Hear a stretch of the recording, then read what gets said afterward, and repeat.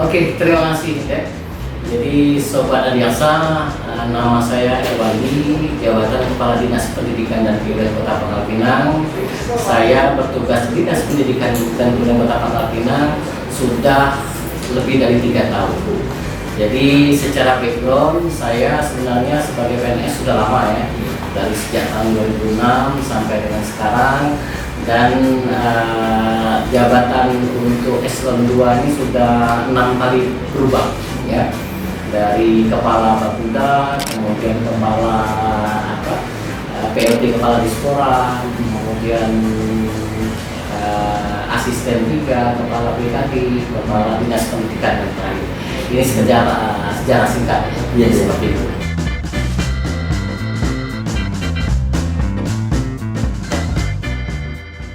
Oke, terima kasih Sobat Adiaksa. Jadi sistem penerimaan murid baru ini adalah sistem perekrutan siswa yang dilakukan oleh pemerintah dalam rangka menjaring, memverifikasi, menerima anak-anak didik kita sesuai dengan persyaratan yang telah ditentukan. Jadi intinya SPMB ini sifatnya dia akuntabel, jadi transparan, adil, dan merangkum semua anak-anak, apalagi kita Dinas Pendidikan Kota ini merupakan dinas yang bertanggung jawab terhadap perekrutan anak-anak SD, SMP, TK. Jadi perbedaannya sebenarnya masalah PPDB itu ininya zona ya, sedangkan SPMB ini sebenarnya domisili. Jadi perbedaannya nomenklatur dalam prosesnya. Tetapi secara teknis juga ada perbedaan juga, ada beberapa hal item yang secara spesifik berubah. Tetapi intinya semuanya untuk kepentingan anak-anak kita supaya dalam proses perekrutan anak-anak kita, penerimaan siswa baru ini memberikan suatu azas transparan, adil, dan berhak untuk semua, seperti itu.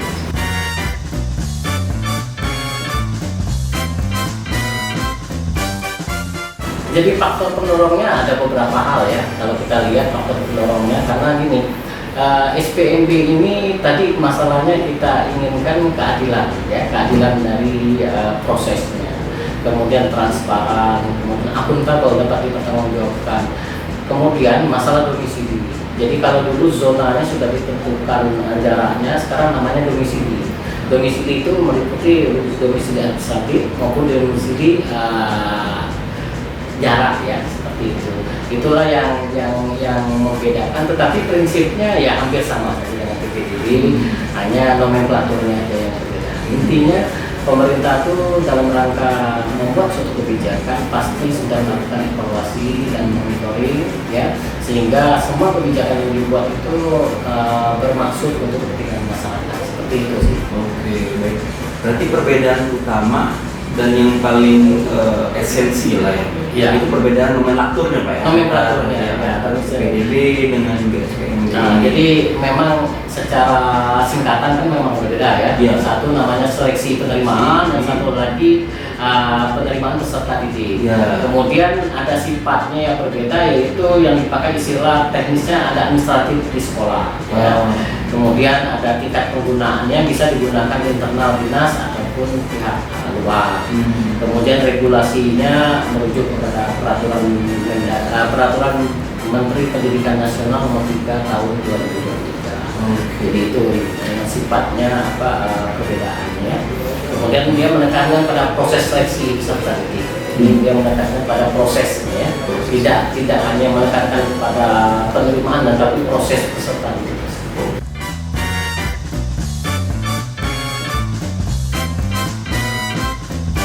Jadi ini adalah kebijakan nasional ya. Jadi dalam rangka pelaksanaan SPMB ini pihak pemerintah itu berkolaborasi ya. Pertama, kalau yang menjalankan ini kan Dinas Pendidikan, kemudian Satuan Pendidikan. Satuan Pendidikan itu artinya SD ataupun SMP.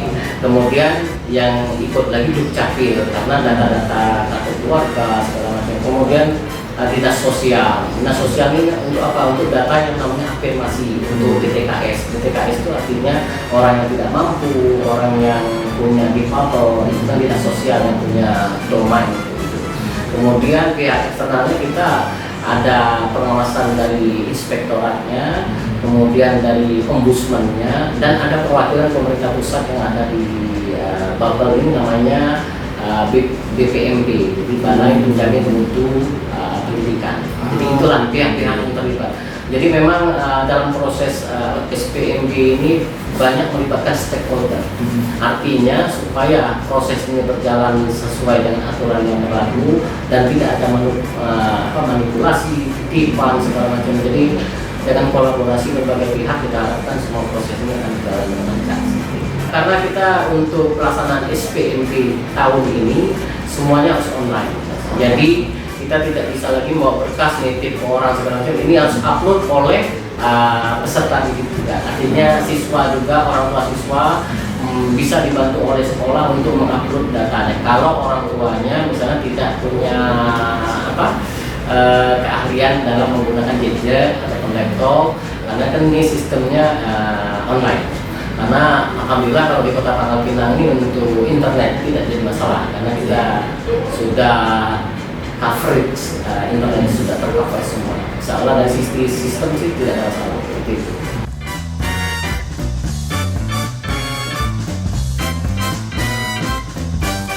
Jadi gini, kalau alurnya itu kan kita pertama sekali kita melakukan yang namanya perencanaan penerimaan ya. Ini kita berdiskusi dengan teman-teman BPMP, kita melihat rombongannya seperti apa, rombongan belajarnya, kemudian anak-anak yang lulusnya seperti apa, itu kita mapping semua, kita petakan. Itu proses alurnya. Kemudian setelah itu kita melakukan pembahasan dengan BPMP untuk menyusun juknisnya. Kemudian dari juknis tersebut kita menyusun namanya kepanitiaan.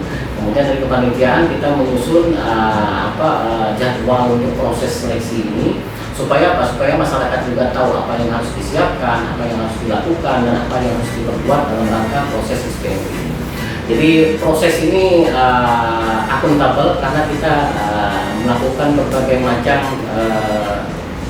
semacam sharing lah ya dengan perwakilan pemerintah pusat yang ada di Bubble ini, yaitu BPMP. Jadi kita berproses, jadi alhamdulillah untuk proses ini berjalan dengan lancar seperti itu. Jadi gini, untuk alurnya ini memang kita sudah melakukan berbagai kajiannya. Kita melakukan persiapan-persiapan, tahapan-tahapan, termasuk regulasi. Karena pemerintah daerah wajib mengeluarkan namanya peraturan. Kalau kita peraturannya peraturan wali kota tentang juknisnya. Jadi petunjuk teknis bagaimana SPMB itu dilakukan.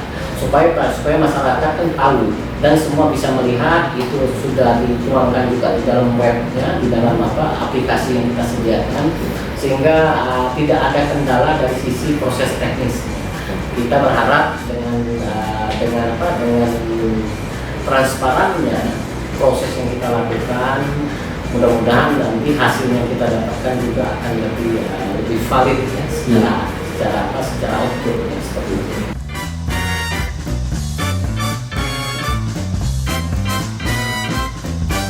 Oke, jadi antara PPDB dan SPMB jalurnya hampir sama, tapi nomenklaturnya berbeda. Ya, kalau dulu namanya jalur zonasi, kan dia ada, kalau untuk SD ada 3 jalur. Pertama jalurnya domisili, yang kedua jalur mutasi, yang ketiga jalur afirmasi. Jalur domisili ini apa sih? Ini daerah administratif, misalnya kecamatan kalau kita membaginya, itu jalur domisili. Kemudian kalau jalur afirmasi ini apa? Ini jalur yang kita khususkan untuk masyarakat yang kurang mampu, yang ditunjukkan dari kartu DTKS yang diterbitkan oleh Dinsos. Yang kedua masyarakat yang anak-anak kita yang difabel, mereka kan punya hak juga untuk berpendidikan ya. Kemudian jalur mutasi ini adalah kita mempersiapkan untuk teman-teman kita yang instansi vertikal yang bekerjanya di sini padahal tinggalnya di luar. Seperti itu namanya jalur mutasi. Kalau membedakannya itu ada persyaratan-persyaratan yang dilakukan. Kalau untuk SMP ditambah lagi namanya jalur prestasi. Jalur prestasi ini adalah jalur prestasi kepada siswa-siswa kita yang mempunyai prestasi. Jadi ada semacam pengakuan dari pemerintah bahwa mereka itu harus dihargai dengan jalur prestasi ini. Prestasi ini baik itu prestasi akademik maupun non akademik, seperti itu.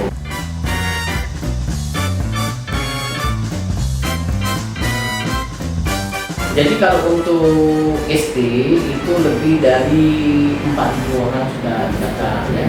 Jadi kalau untuk SMP ini totalnya ininya 4.283 untuk jalur kuota yang kita siapkan. Itu SMP ini untuk 30 sekolah yang ada di Pangkal Pinang. Dari 30 sekolah yang ada di Pangkal Pinang ini 10 sekolah itu sekolah negeri. Jumlah sekolah negeri ini kuotanya, rombelnya dan kuotanya itu kalau untuk kuotanya ada 2.853 kuota untuk SMP negeri yang ada di Pangkal Pinang yang berjumlah 10 sekolah. Jadi SMP 1 sampai SMP negeri 10. Kemudian untuk rombelnya ada 65 rombel. 65 rombel ini rombongan belajar, artinya kayak kelas yang ada di sini. Jadi ada 65 lokal yang disiapkan untuk menampung anak-anak kita yang ingin bersekolah di negeri dengan jumlah kuotanya 2.853 seperti itu. Oke. Seperti itulah. Jadi kuotanya sudah kita siapkan. Tadi pertanyaannya sekarang berapa sih yang sudah mendaftar ya? Jadi kalau untuk SMP ini aja, SMP yang negeri yang kita data dari 10 SMP negeri kita yang sudah mendaftar itu dari kota 2.853 tadi, itu yang sudah mendaftarnya 2.970. Jadi sudah overload sekitar 117. Nah, untuk seluruh sekolah. Yang paling besar adalah SMP negeri 2. Itu dari kuota yang tersedia itu totalnya 440. Jadi dia ada 44 kuota setiap rombel, setiap kelasnya itu ada 10 kelas SMP negeri 2 itu, jadi 440. Dia yang sudah mendaftar sekarang sudah lebih dari 555 orang. Jadi overloadnya sudah 115. Nah, jadi seperti itu. Memang kalau sekolah negeri di Pangkal Pinang ini tidak bisa menampung semua lulusan karena lulusannya kan 4.200. Sedangkan kapasitas untuk SMP negeri 10 SMP negeri kita itu hanya 2.853. Otomatis pasti anak-anak kita itu ada yang sebagian ke swasta karena nggak mungkin daya tampung kita kan terbatas. Tetapi kembali lagi swasta kita juga sekarang ini sudah terisi semua karena kita menganut SPMP ini tahun ini kebetulan sistemnya itu dikunci oleh kementerian. Jadi tidak ada bisa lagi kita menambah rombongan belajar, menambah kuota, itu tidak bisa lagi. Dia sudah terkunci di dalam Dapodik sehingga kita kalau sudah ditetapkan kuotanya kayak SMP negeri 2 ilustrasinya itu 440. Kalau yang daftarnya 555 sampai dengan hari ini jam 7 pagi tadi, itu berarti 115-nya nggak bisa kita salurkan. Jadi harus pindah ke sekolah yang masih kosong seperti itu. Oke. Jadi itulah kondisi di Pangkal Pinang. Berarti minatnya sangat luar biasa sekali. Sangat luar biasa. Jadi kami juga mencari jalan. Jadi dalam rangka mengatasi permasalahan ini kita harus mendirikan satu sekolah lagi. Itu nanti rencana kita insya Allah di tahun depan itu namanya SMP 11. SMP 11 itu adanya di Selindung, posisinya itu dekat terminal Lama Selindung. Itu rencana kita. Itu kenapa kita bangun SMP negeri 11 tadi itu untuk menampung anak-anak yang kecamatan Gapeng yang memang hanya satu sekolah yang ada di situ yaitu SMP negeri 7. Nah, jadi SMP negeri 7 ini overload, nggak bisa menampung anak-anak yang tinggal di kecamatan Gapeng. Jadi perlu juga saya sampaikan, infokan bahwa kita itu untuk Pangkal Pinang ini menggunakan domisilinya ada 6. Jadi 6 zona, ya, 6 domisili. Domisili 1 itu adalah namanya kecamatan Kecamatan Rangkui, kemudian Kecamatan Bukit Intan, Kecamatan Dirimaya, Kecamatan Gabe, Kecamatan Pangkal Palang, sama lagi satu lagi gabungan Kecamatan Gelunggang dengan Kecamatan Taman Sari. Kenapa kita gabungkan? Karena kebetulan di Kecamatan Taman Sari itu tidak ada sekolah. Sekolah ini yang numpuknya di Kecamatan Gerunggang, karena di Kecamatan Gerunggang itu ada 3 sekolah SMP negeri, yaitu SMP negeri 3, SMP negeri 2, dan SMP negeri 9. Sedangkan kalau di kecamatan yang lainnya, kayak Kecamatan Bukit Intan, itu ada SMP negeri 6 dan SMP negeri 10, Hitam ya. Kemudian kalau Kecamatan Dirimaya ada SMP negeri 8, kemudian Gapek SMP negeri 7, kemudian kalau di Pangkal Balang ada namanya SMP negeri 4. Dan Kecamatan Rangku itu SMP Negeri 1. Semoga untuk rencana pembangunan SMP 11 ini dapat berjalan lancar. Iya, insya Allah. Jadi kita juga nanti mohon bantuan dari teman-teman PPS yang ada di Kejaksaan supaya kita pelaksanaan pembangunan ini berjalan lancar, dan ini termasuk nanti proyek strategis pemerintah Kota Pulau Pinang, seperti itu.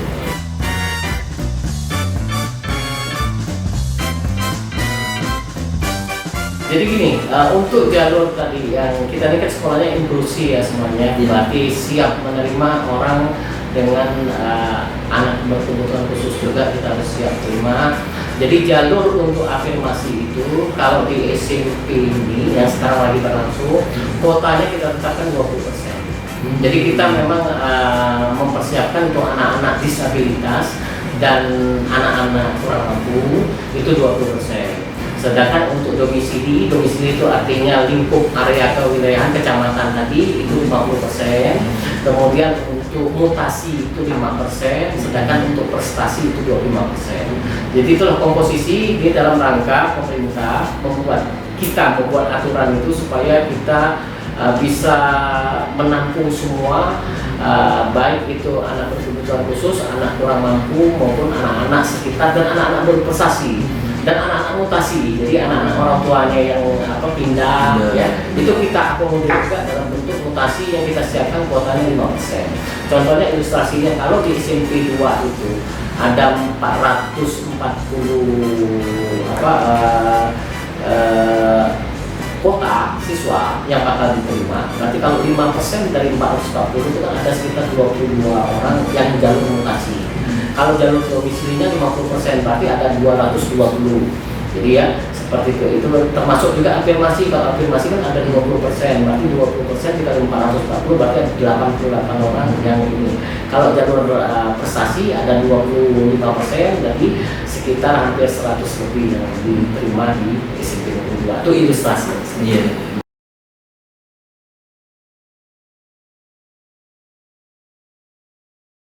Ya, jadi gini, transparansi dalam pengelolaan data ini sangat transparan karena gini, orang tua bisa melihat posisi anaknya per menit, per detik bisa. Jadi posisinya sekarang ada di mana, apakah sudah masuk kuotanya sudah lebih dari kuota, sudah garis kuota. Kami akan memberikan notifikasi. Jadi ketika sudah melebihi kuota, kami akan memberikan notifikasi bahwa anak Anda sudah melewati jalur kuota yang sudah disiapkan. Misalnya, contohnya kalau SMP 2, ini anak diterimanya kan untuk jalur domisili itu 220, 50% dari total itu.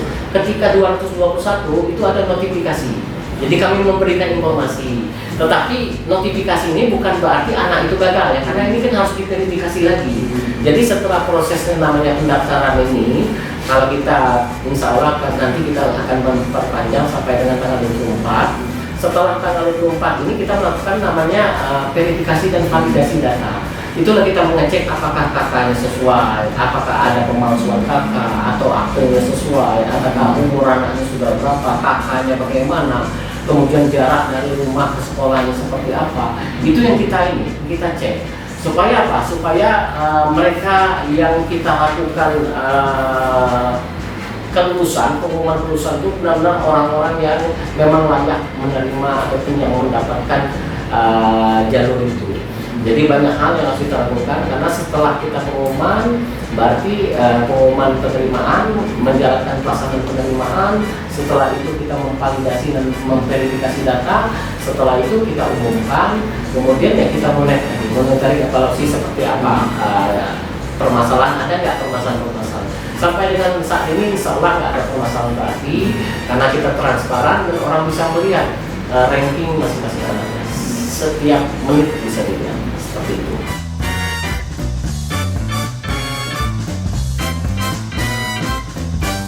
Jadi solusinya kan karena gini, Dapodik itu sudah dikunci.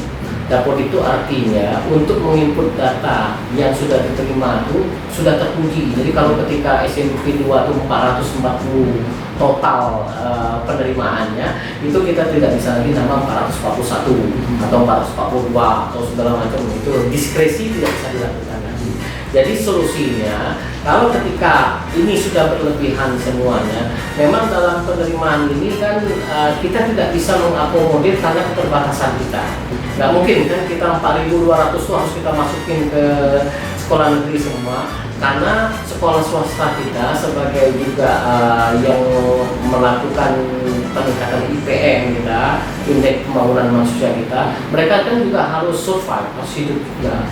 Jadi kita juga melakukan pembinaan kepada sekolah-sekolah swasta. Alhamdulillah sekolah swasta yang ada di Kota Pangkalpinang ini kan ada segmennya sendiri. Jadi ada segmennya. Kalau misalnya contohnya Mutiara Harapan, kemudian Al Azhar, itu kan ada segmennya sendiri. Paulus ada segmennya, kemudian Alam Kudus ada segmennya. Jadi itu sudah segmented ya. Jadi untuk anak-anak yang mendaftar di negeri, tiba-tiba dia tidak cukup, tidak bisa karena keterbatasan ruangan, keterbatasan kuota tadi.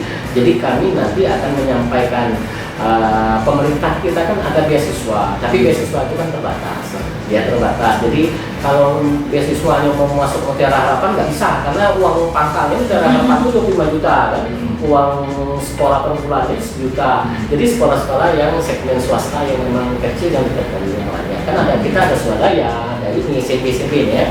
Tapi ya kita dorong SMP swasta kita yang dianggap quote and quote masih kualitasnya ini untuk bermetamorfosis lah ya kondisi ini, supaya mereka juga punya segmentasi, punya pangsa pasar sendiri, karena mutu pendidikan itu akan ditentukan oleh bagaimana yayasan itu mengelola dengan sebaik-baiknya.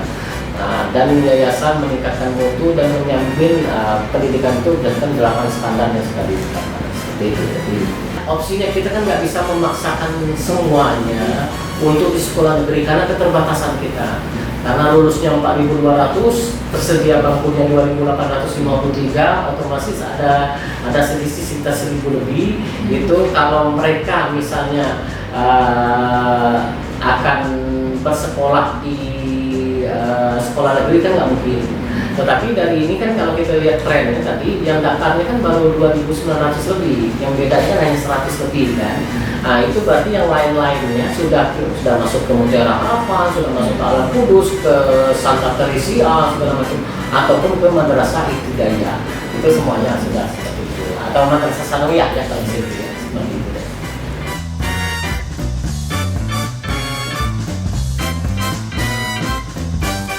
Jadi gini, terima kasih. Jadi untuk pelaksanaan SPMB ini bertujuan pertama, pemerintah itu mengharapkan bahwa SPMB ini adil untuk semuanya. Kemudian pelaksanaannya, prosesnya itu akuntabel, dapat dipercaya. Yang ketiga, prosesnya itu mudah. Melalui apa? Karena sistemnya itu tidak manual lagi. Digitalisasi yang telah dilakukan oleh pemerintah dengan mewajibkan kita pemerintah daerah untuk mempersiapkan aplikasi yang namanya SPMB ini. Jadi SPMB ini kita prepare, kita bangun, kita jelaskan, tapi sesuai dengan juknis yang sudah diperlukan oleh pemerintah melalui Permendikdasmen nomor 3 tahun 2025. Itu Permendikdasmen itu juknis penerimaan juknis pelaksanaan SPMB seperti itu. Jadi insya Allah kalau memang kita semua saling mengawasi, saling mengontrol, semua prosesnya insya Allah berjalan lancar. Buktinya kita SD berjalan lancar, SMP ini insya Allah berjalan lancar. Seperti itu.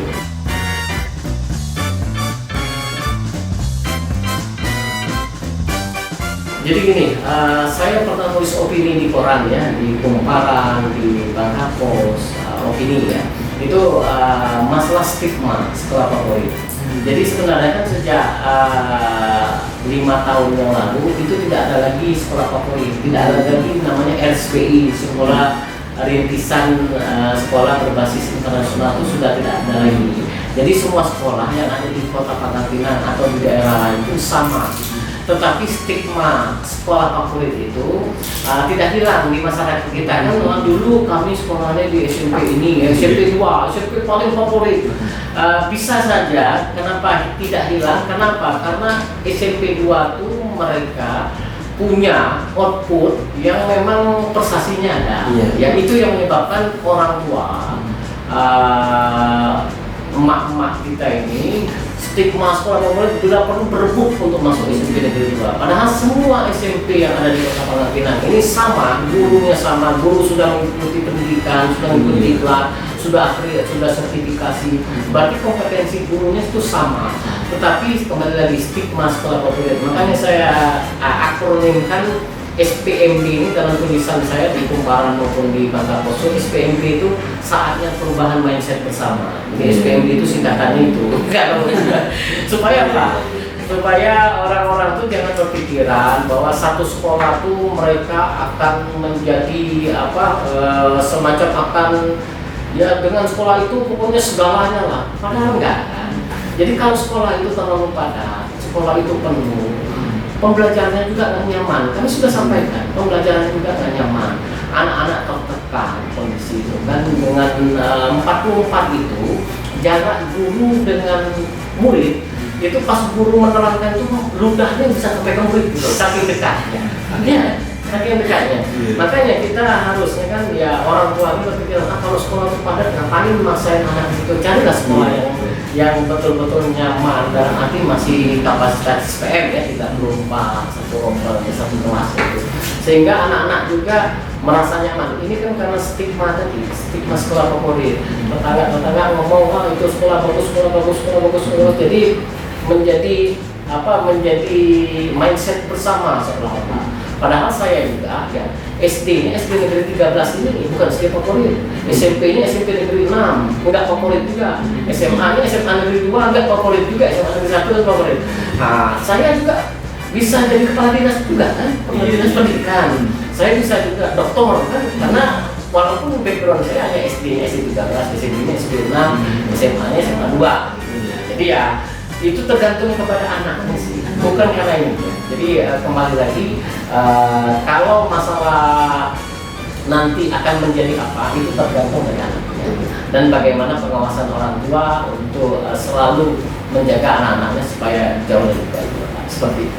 Terima kasih, saya sudah diundang dalam podcast Sobat Singgah ya, Kejaksaan Negeri Pangkal Pinang. Terima kasih atas kesempatannya. Saya berharap juga Sobat Abiasa bisa menyaksikan kegiatan podcast ini. Podcast ini membentuk semacam sosialisasi ya kepada kita semua, dan kita juga di OPD bisa mensosialisasikan apa program-program yang kita lakukan. Terima kasih juga atas kesempatan yang diberikan. Saya akhiri, bila kita berkata, Assalamualaikum warahmatullahi wabarakatuh.